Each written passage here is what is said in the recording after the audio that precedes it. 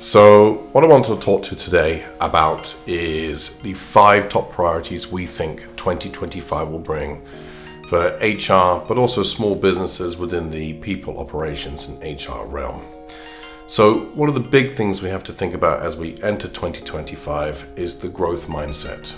Last year, I think a lot of people were getting back into growth. It's a difficult time with recession, inflation. Prior to that was COVID. I think now, hopefully, 2025 is going to be pretty stable, and a lot of us are looking towards being bullish this year and looking to how we can grow our businesses and invest in them.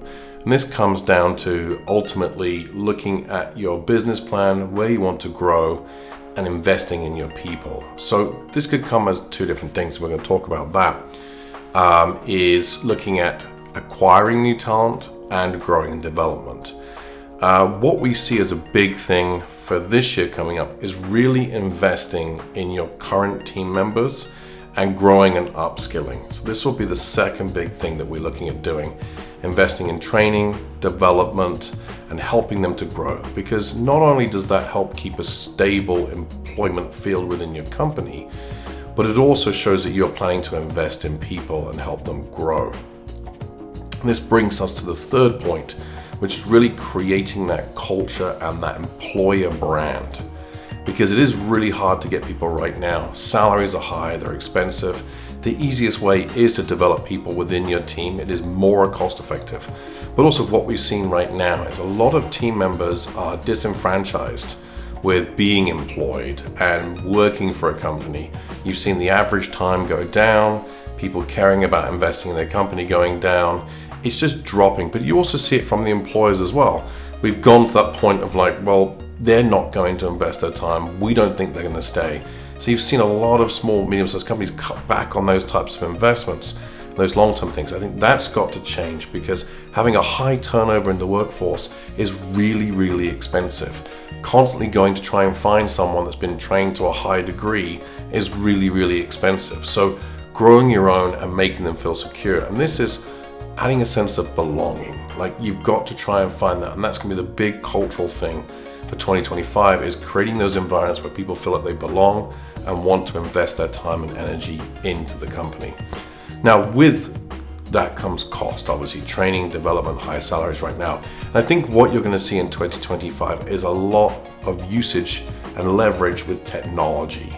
A big element of this is going to be AI. And I know that word has been thrown around a million ways to Sunday, but it really is going to impact how you manage it. And a lot of companies we're seeing are utilizing tech and AI to streamline things. You're not taking the human element out of it just yet, but what it is really helping us be more efficient, help things like, for example, customer service now. Rather than searching through databases, a number of companies have AI searches where you look through something much quicker, or it's listening to the conversation and making recommendations of what it is in the policies.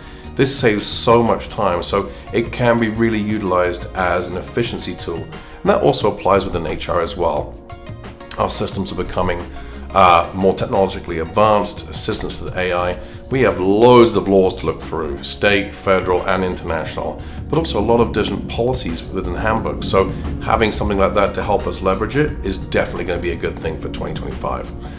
And then what I would say is really focus on looking after your team members with cost of living index. So that's something that's really on a lot of people's minds right now across the globe is when you're starting in a career, getting paid, a number of us are looking, well, how do we afford that first house? How do we afford that first car? Who is going to look after us? Who's going to give us this opportunity? And this is what summarizes what we've talked about before, but it really is on a lot of people's minds. And as we've interviewed people entering the workforce and in lower level, they want to know that when they join a company that they can make those big decisions in investing in a house, deciding to have children, buying that car. They want to know that they have that kind of stability. And I think in a world where we've had a lot of turmoil in 2024, 2023 and beyond because of COVID, I really think a lot of people right now, based on our interviews and our research, is showing that people want stability for this year. And I know as a business owner, and I'm talking to business owners, the last 5 years have been pretty chaotic, to say the least, from COVID to hyperinflation to recession to all over the place to elections, governments falling, governments creating. I think now is in the time that we want in 2025 is stability, to regroup, look at our strategic plans, look at our people operation plan, and actually grow a business. And I'd like to quote one of my friends is, if you're still in business now and you started in 2020, you have ridden one of the hardest times around to be in business. Not only for people, logistically, suddenly online working, remote working, you've adapted, customer base changing. So imagine if you've made it this far. Imagine what we could all do together in 2025 with a stable year where we can focus on growth, hiring the right people, growing our margins, finding the new customers, and really getting out there and getting it. So that's where we see our top priorities right now in HR, people ops for small businesses, but also within the HR industry itself. And of course, laws will be changing, we'll be focusing on them.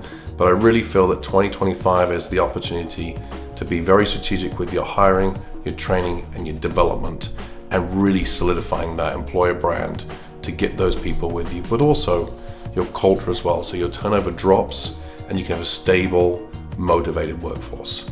And that's how you're going to kill it in 2025 and outperform your competitors.